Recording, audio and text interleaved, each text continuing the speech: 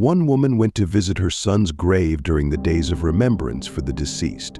It was already evening, around 7 o'clock, and since it was spring, the sun had almost set. However, despite this, there were quite a few people at the cemetery in the growing dusk. She could make out silhouettes sitting here and there on cemetery benches. Well, she thought, people probably don't have the chance to come here during the day because of work. She approached her son's grave and noticed that across from the fence, a strange woman was sitting on what looked like either a stump or a fallen tree. She seemed either ill or drunk, dressed in some outdated plaid suit, too light for the season, with a ridiculous artificial flower. All right, let her sit. It's a cemetery after all. Maybe she's grieving, just buried someone. With this thought, the woman entered the fenced area of her son's grave, trying to ignore the strange neighbor. She took a paper napkin and some candies out of her bag and was about to lay them on the grave when she heard a wail. No, not a wail, but a sorrowful howl echoing across the cemetery. In horror, she turned around and saw that the strange woman in the plaid suit was no longer sitting on the stump, but had fallen to her knees and was struggling to crawl toward her, grasping at the air with her hands, while loudly and disgustingly shouting something like mine. Mine. Her face was completely white, with bluish spots here and there, and she reeked so badly it was unbearable to breathe. Then the other figures, the shadowy silhouettes on the benches and on the ground, began to sway awkwardly and stretch their hands toward the late visitor. They say the woman who came to her son's grave was saved only because she had the presence of mind to close her eyes and start reciting the Lord's Prayer to herself. The howling stopped immediately, and she felt her consciousness fading. She was found that evening by two teenagers rummaging around the old cemetery looking for remembrance candies. They dragged her to the road and revived her. Some guys guarding a nearby Tombstone warehouse store came over, listened to her confused story about what had happened, and then one of them grimly nodded. "Don't worry, Ma Am. This happens here sometimes. They often sit on the benches, especially in spring during the days of remembrance." Who are they? Who? The ones who were buried here long ago, the first layer. It's a real shame someone decided to remove the headstones and bury people in a second layer. So they sit near their graves. It's an insult to them. He smirked and added, "Maybe I'd be insulted too. My coffin below, and people come not for me."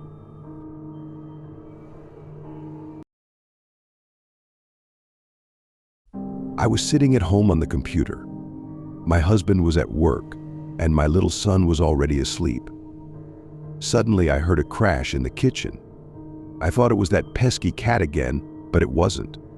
I went to check and saw a colander on the floor. I thought the shelf must have broken again. I picked it up and put it back, but as soon as I walked away from the door, it fell again. I didn't pay much attention to it, placed the colander on the table, and went back to the computer. I was watching a movie when suddenly the door flew open. I thought it was a draft.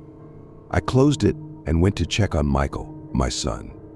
I approached him. He was sleeping peacefully, sometimes smiling in his sleep. After kissing him on the forehead, I went back to finish the movie and then planned to go to bed. But as soon as I walked away from him, the door slammed shut in front of me, and I got very scared. Michael woke up from the bang and was lying there crying. I picked him up. He's 4 months old. Michael wouldn't calm down and kept looking in one direction as if he saw someone. They say children see everything supernatural. He was staring at that corner and wouldn't stop crying.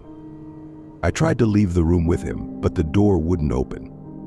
I grabbed the home phone to call my husband, but it felt like the phone was knocked out of my hands. I tried not to scream so as not to scare Michael, but it was hard to hold back the scream. I hugged my son tighter, but he kept crying nonstop. Then the closet doors started shaking. That's when I got really scared. I ran to the window and tried to open it to call for help, but it wouldn't budge. I had nothing to break it with. I found my phone and tried to call again, but it felt like I got shocked. My legs gave way, and I fell to my knees. Then I heard what sounded like a hoarse voice laughing. I huddled in the corner and hugged my son, covering him with a blanket. I tried to scream but I just couldn't hear my voice.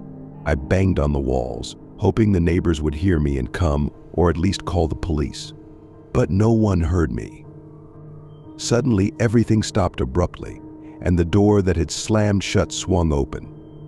I quickly got up and ran to the front door, which was also somehow open. I knocked on the door of the neighbors across the hall. Marilyn opened the door. She asked what happened, and reading the terror on my face, she immediately let me in. I told her everything. She had a hard time believing me, but seeing the state I was in, she didn't argue. I called my husband and told him everything. He arrived in about 20 minutes, and we went to stay at my mother's house. After that, I didn't go near that apartment. My husband sold it, and we moved to a new building, and we never went back to that area. That was my evening.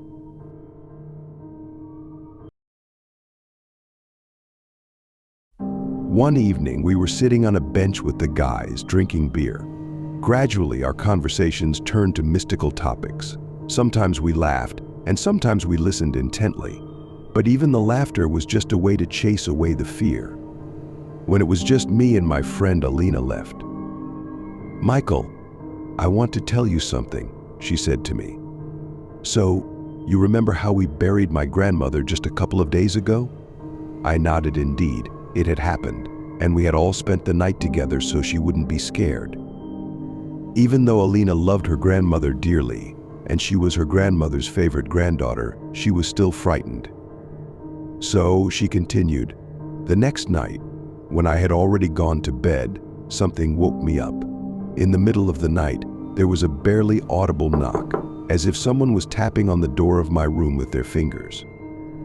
Naturally, I got scared, even though I knew it was either my mom or dad coming to check if I was okay.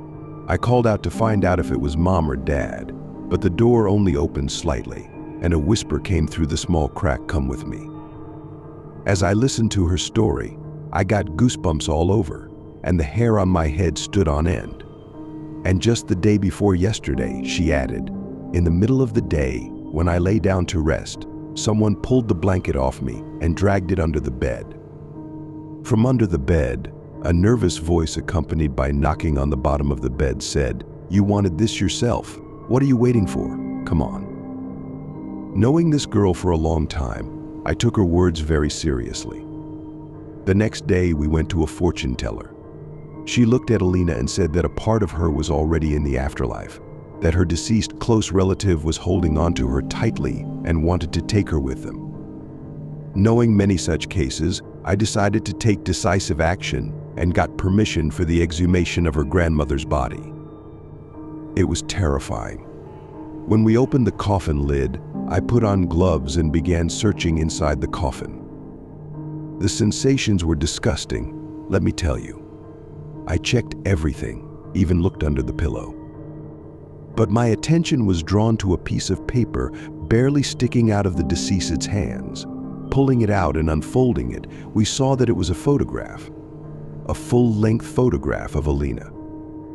Alina fainted right then and there. Of course, we burned the photo. We checked everything thoroughly once more and reburied the coffin.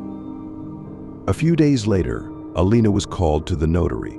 He said that her grandmother had left her jewelry worth a very large sum. The other minor belongings and trinkets went to other relatives. That's when we sat down together and realized that someone present at the funeral had been extremely envious and had resorted to such vile behavior by placing Alina's photo in her deceased grandmother's coffin.